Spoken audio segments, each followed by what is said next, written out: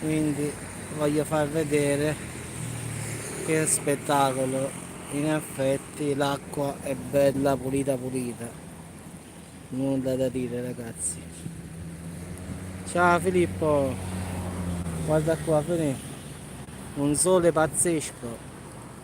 Non so a quanti gradi siamo, ma non lo voglio neanche sapere la verità. Di certo fa caldissimo. L'acqua però la vedo bella, guarda, bella pulita pulita.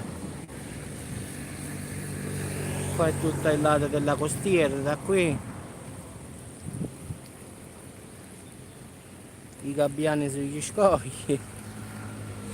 E qua sta tutta, diciamo, verso andare verso il Cilento giù.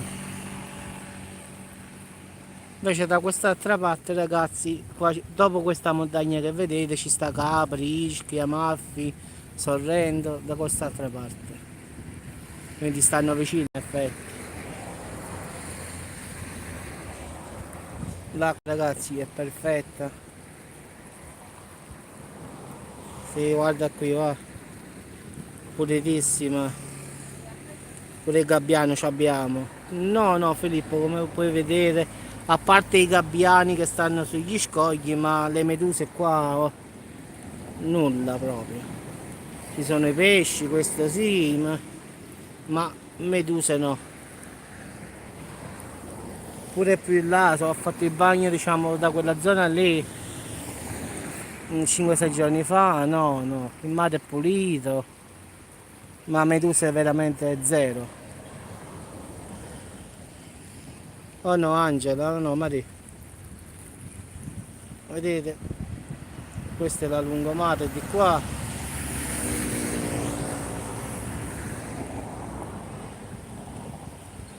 È davvero uno spettacolo ragazzi. E da qui si va a Pastena, Mariconda, Mercatello e poi si scende giù per il Cilento da questa parte qui. L'acqua ragazzi, la verità mi butterei davvero, guarda.